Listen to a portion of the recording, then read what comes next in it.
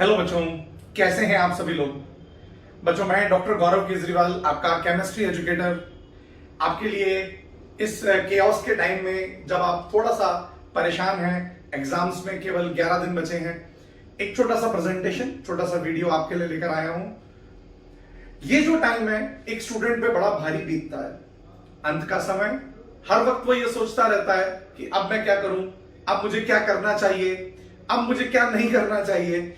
इसी केओस में पूरा समय निकल जाता है। आइए हम आपकी थोड़ी मदद करते हैं, आपको सही रास्ता दिखाने में, आपको यह बताने में कि अब आपको एग्जैक्टली इन 11 दिनों में कैसे पढ़ना चाहिए, क्या करना चाहिए। तो डिस्कस करूंगा आज मैं आपसे अंतिम 11 दिनों की स्ट्रेटेजी। क्या स्ट्रेटेजी होनी चाहिए हमारी लास्ट 11 डेज में, क्या रहेंगे डूज एंड क्या रहेंगे डोंट्स, क्या तुम्हें करना चाहिए, क्या तुम्हें नहीं करना चाहिए। अच्छी चीजें करोगे, अच्छी प्रैक्टिस करोगे तो लास्ट में अपने रिजल्ट को मेंटेन कर पाओगे और इंप्रूव कर पाओगे। तो आइए देखते हैं कुछ डूज एंड डोंट्स। सबसे पहली बात जो मैं आपसे डिस्कस करूंगा बच्चों आज,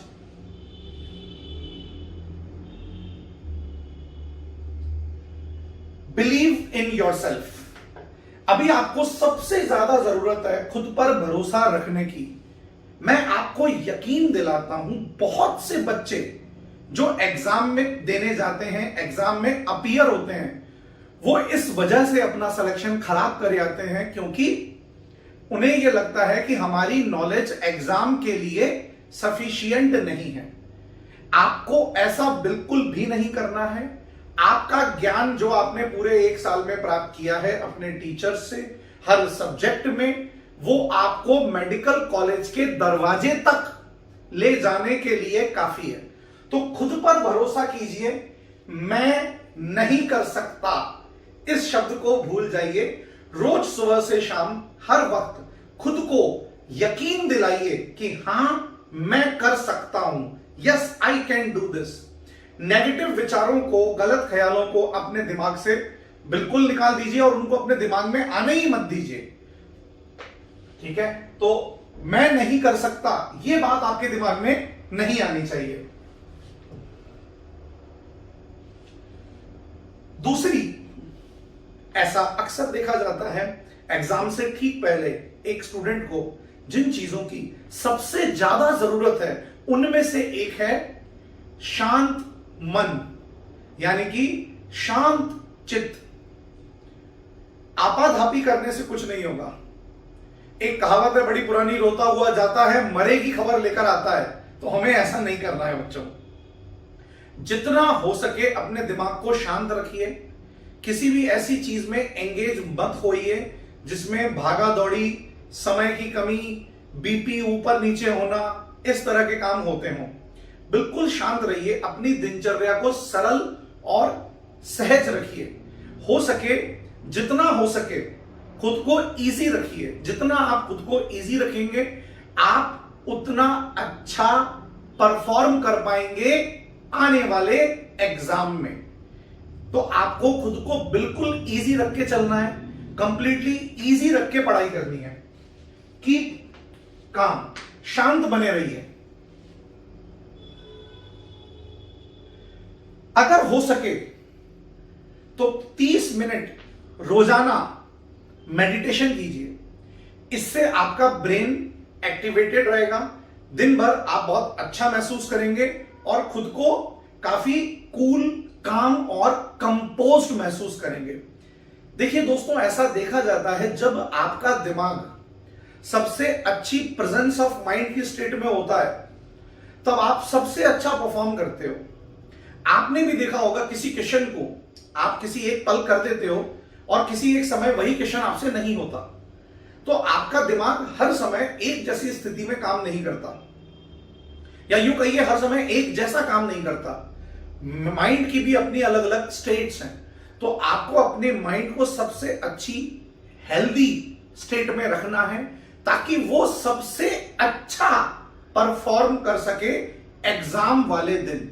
सोचिए, ये एक दुर्भाग्यपूर्ण बात नहीं होगी कि हम साल भर बहुत अच्छी तैयारी करें, लेकिन आखिरी के कुछ दिनों में कुछ गलतियों की वजह से हम अपनी परफॉर्मेंस खराब कर आए, ये भी तो एक तरह का अन्याय होगा हमारे अपने साथ। तो हमें करना क्या होगा बच्चों, दिमाग को बिल्कुल शांत रखना है। इसके लिए सुबह 10 से 15 मिनट अगर आप जल्दी उठते हैं तो कोशिश कीजिए आप वॉक पे जा सकें।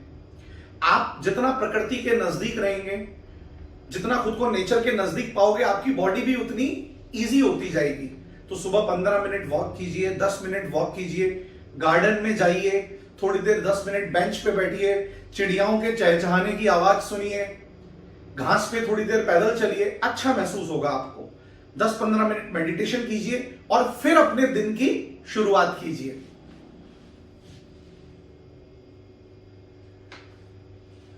बहुत से बच्चे क्या करते हैं कि एग्जाम से ठीक पहले सोना छोड़ देते हैं। उनको सबसे पहले कोई चीज लगती है कि जिस चीज को हमें छोड़ देना है उन्हें लगता है वो नींद है, तो वो सोना छोड़ देते हैं। मेरे दोस्त, सोना छोड़ने से कोई फायदा नहीं होगा, आपका ब्रेन स्ट्रेस में आएगा। इनफैक्ट इन लास्ट के 10-12 दिनों में आपको रोजाना मिनिमम न्यूनतम 8 घंटे सोने की आवश्यकता है। दिमाग से ये ख्याल निकाल दो कि ये टॉपिक नहीं हुआ, वो टॉपिक नहीं हुआ, फलाना टॉपिक तो मैंने किया ही नहीं है, जो हो जाएगा हो जाएगा, जो रह जाएगा रह जाएगा।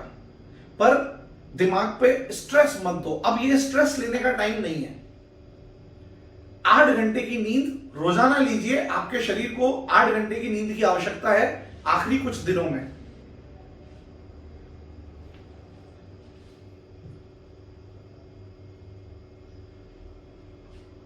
हर बच्चे को यह मालूम होता है कि उसके कौन से टॉपिक अच्छे हैं और कौन से टॉपिक बहुत अच्छे नहीं हैं। कई बच्चे मुझे फोन करके पूछते हैं, मुझे मैसेज करके पूछते हैं कि सर हमें अब क्या पढ़ना चाहिए, लास्ट के दिनों में हमें कौन से टॉपिक पढ़ने चाहिए, सर क्या हमें बुक करनी चाहिए, क्या हमें न्यूमेरिकल्स करने चाहिए। देखो बेटा, लास्ट का ये वक्त एक्सपेरिमेंट करने का तो नहीं है, ये आप भी समझते हैं। अब आखिरी के इस समय में आपको सबसे ज्यादा जरूरत है अपनी स्ट्रेंथ पहचानने की।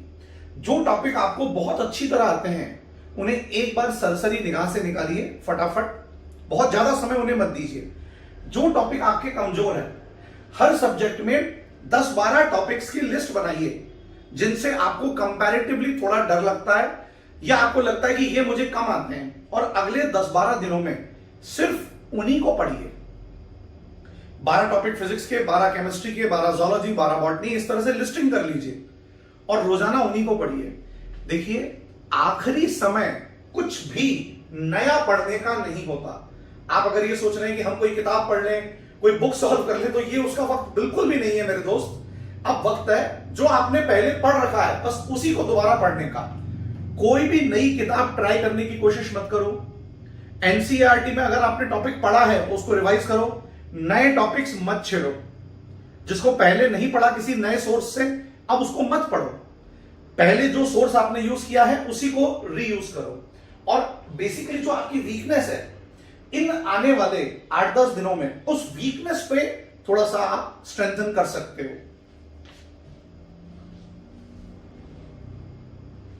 जो आपको नहीं करना है वो है डोंट हेजिटेट। शर्माइए मत, घबराइए मत, जरा भी कंफ्यूज मत रहिए। किसी भी काम को हैपेचेट वे में मत कीजिए, आपाधापी में मत कीजिए कि पहले ये पढ़ लूं, अरे ये भी नहीं हुआ, अरे वो भी नहीं हुआ, अचानक से याद आया, अरे मैंने ये नहीं पढ़ा, अरे वो तो छूट ही गया, उसके क्वेश्चन नहीं किए। ऐसा मत कीजिए। कुछ भी करने से पहले हेजिटेट मत कीजिए, इजी रहिए, आराम से पढ़िए। और देखो, जैसी स्थिति इस लड़के की हो रही है, ये भैया आपकी बिल्कुल नहीं होनी चाहिए कि अपन आंख मुंह छुपा के बैठे हैं, एक आंख से देख रहे हैं कि भैया कोई हमें देख रहा है या नहीं देख रहा है। तो डोंट नर्वस। नर्वस ही आना नहीं है भैया, तुमको नर्वस नहीं होना है, बिल्कुल भी परेशान नहीं होना। ये मान के चलना कि अगर आप नर्वस होंगे तो अपनी परफॉर्मेंस को खराब करके आ जाओगे। घबराहट एक सब्जेक्ट है। ये सब्जेक्ट अगर तुमने पढ़ लिया ना, घबराहट, 20 नंबर माइनस हो जाएंगे कम से कम, -20 लगेगा सीधा घबराहट का। तो घबराहट तो होनी नहीं चाहिए। सुबह से शाम खुद को यकीन दिलाओ कि मैंने अच्छा किया है, जितनी मेरी क्षमता थी, जितनी मेरी ताकत थी, मैंने उससे पढ़ाई की और मेरे साथ अच्छा होगा, ऊपर वाला मेरे साथ है। नर्वस नहीं होना है जरा सा भी कि पता नहीं सिलेक्शन नहीं होगा तो क्या होगा। दुनिया खत्म नहीं हो जाएगी। 2+2 4 ही रहेगा, 3 × 2 6 ही रहेगा। Life will always go on. ठीक है, सिलेक्शन होने नहीं होने से जिंदगी डिसाइड नहीं होती है, तो नर्वस नहीं होना अपन को बिल्कुल भी। ठीक है, अब एग्जामिनेशन हॉल में क्या करना है, क्या नहीं करना है, एक बार वो देख लेते हैं जरा, dos and don'ts for the examination. एक बार जरा ये भी देख लेते हैं।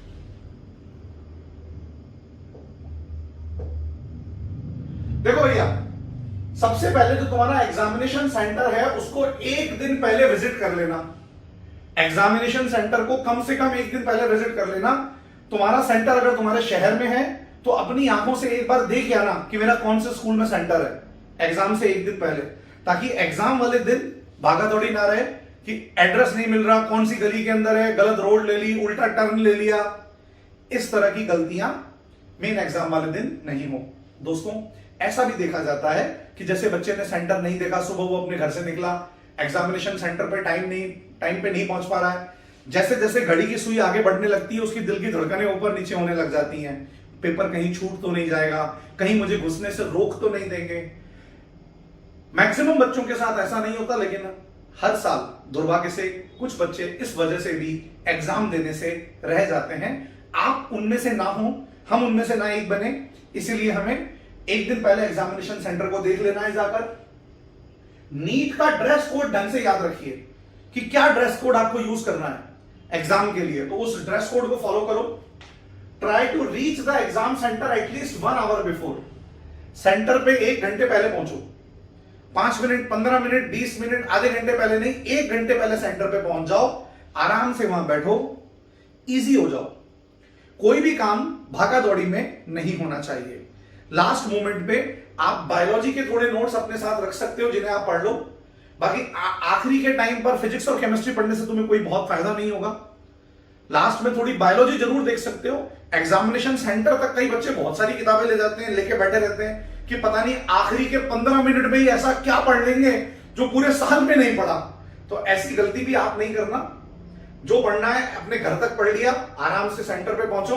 बहुत ज्यादा इच्छा तुम्हारी हो रही है बायोलॉजी की कोई एक आधा शॉर्ट नोट्स तुम्हारे पास हो, उन्हें ले जाना, ठीक है ना। बाकी तो जो आपने पढ़ लिया बस वो सफिशिएंट है। अपना पेन पेपर अच्छे से चेक कर लेना एग्जाम से पहले। एग्जाम देते वक्त घड़ी पे तुम्हारी निगाह होनी चाहिए जो तुम्हारे सेंटर में लगी होगी। कहीं ऐसा नहीं हो कि घड़ी की सुइयां तो भागती जा रही हैं और तुम्हारा पेपर में मामला भाग नहीं रहा है। तो ये भी ध्यान रखना होगा तुम्हें, कौन से सेगमेंट में कितना टाइम देना है। फिजिक्स को, केमिस्ट्री को, बायोलॉजी को अपने दिमाग में अपनी कैलकुलेशन रखना। कोई भी नई कैलकुलेशन मत चलाना। पेपर देने के लिए पूरे साल भर आपने जो कैलकुलेशन यूज की है उसी कैलकुलेशन को आगे कंटिन्यू करना इस वक्त भी। Mark the answers in OMR very carefully. कई बार क्या होता है बच्चों, एक कहावत है ना, कथनी और करनी में फर्क हो जाता है। आपने किया कुछ और भरा कुछ और, आने थे नंबर कुछ और, आए कुछ और। तो ऐसा ना हो जाए हमारे साथ। इसके लिए ओएमआर भरते वक्त बहुत सावधानी के साथ ओएमआर भरो। 3-4 मिनट एक्स्ट्रा लग जाए भले ओएमआर भरने में, लेकिन एक भी क्वेश्चन ओएमआर में गलत नहीं भरा जाना चाहिए। पूरे साल की हमारी मेहनत यार, 365 दिन हम मेहनत कर रहे हैं, एक लास्ट की 2 मिनट की गलती हमारे 365 दिनों की मेहनत पे पानी ना फेर दे। बहुत सावधानी से ओएमआर को फिल करो। Solve the questions that you are confident about. वो क्वेश्चन जिनमें आप कॉन्फिडेंट हैं उन्हें आप पहले सॉल्व करो सबसे पहले। और जिन क्वेश्चन में आप थोड़ा सा डिफिकल्ट हो रहे हैं, आपके लिए टाइम कंज्यूमिंग लग रहा है, आपको लग रहा है कि यार ये मैं कर तो दूंगा लेकिन टाइम लगेगा, छोड़ दो उसको अभी एक बार के लिए। कहीं ऐसा ना हो इसके एक क्वेश्चन के चक्कर में आगे वाले 4 छूट जाएं, ऐसा ना हो जाए हमारे साथ। तो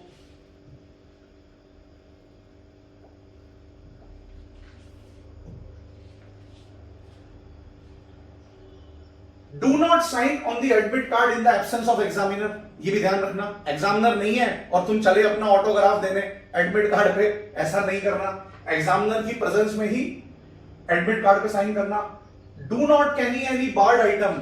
जो जो नीट ने स्पेसिफाइड आइटम ले जाने के लिए मना है, उनमें से किसी भी तरह के आइटम को लेकर मत जाना, ताकि आपको लास्ट टाइम पे किसी तरह की कोई परेशानी ना हो। Do not get carried away by what others are doing. ये भी एक बहुत इंपॉर्टेंट पॉइंट है दोस्तों, इसके बारे में भी बात करना जरूरी है। ये मत सोचना कि दूसरे क्या कर रहे हैं, दुनिया का बहुत बड़ा है रोग, क्या कर रहे हैं बाकी लोग। भाई मेरे, तुमने देखा एग्जामिनेशन के अंदर एक बच्चा है वो क्वेश्चन कर ही नहीं रहा है, या तुम्हारा ध्यान जा रहा है कि वो लड़की क्या कर रही है, वो लड़का क्या कर रहा है, इसने कितने कर लिए, वो कितनी देर से खाली बैठा है। इन पे दिमाग मत लगाना, सिर्फ अपने काम से काम रखो। दूसरों पे मत देखना कि कौन कितनी तेजी से कर रहा है और कौन कितने धीरे कर रहा है, कि यार इसने तो पिछले 5 मिनट में 3 पन्ने पलट दिए, ये तो बहुत तेजी से कर रहा है, मैंने तो किए ही नहीं। हो सकता है उसने पिछले 5 मिनट के अंदर क्वेश्चन देखे ही ना हो, हर क्वेश्चन को देख देख के बस पलटता जा रहा हो कि बाद में करेंगे, और तू डिप्रेशन में आ जाए देख के कि भैया ये तो बहुत जल्दी जल्दी कर रहा है, मुझे भी जल्दी करना चाहिए। तो उसको देख के कैरिड अवे नहीं होना है। Do not engage in conversation with other students. बाकी बच्चों से बातें करने मत बैठ जाना कि बतौले फोड़ने बैठ गया एग्जामिनेशन हॉल के अंदर, तुम कहां से आए हो, किधर से आए हो, कितने नंबर आए, कैसा हुआ पेपर। एग्जामिनेशन कंप्लीट होने तक किसी भी बच्चों के साथ आपको बाकी किसी भी तरह से एंगेज नहीं होना है। Do not take any seat which is not assign to the roll number. कहीं पे भी मन उठा के मत बैठ जाना, अपने रोल नंबर पे जाके बैठो।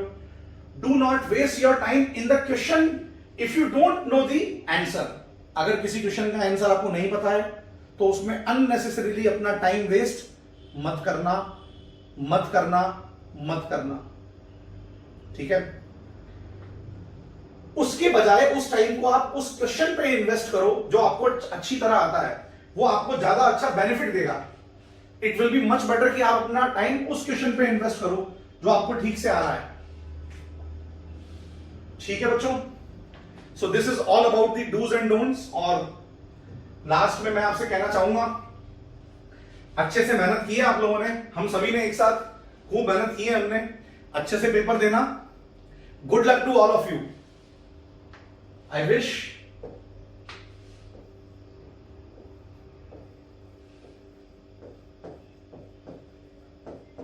good luck to all of you.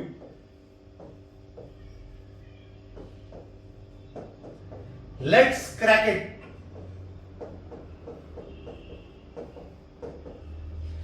Let's crack it. ठीक है बच्चों, good luck to all of you. इस वीडियो को मैक्सिमम बच्चों तक पहुंचाना, ताकि जिस तरह से आपको कुछ बेनिफिट हुआ है किसी और स्टूडेंट को भी इससे कुछ बेनिफिट मिल सके। Share this video with your friends and school friends. Thank you so much. Good bye and take care.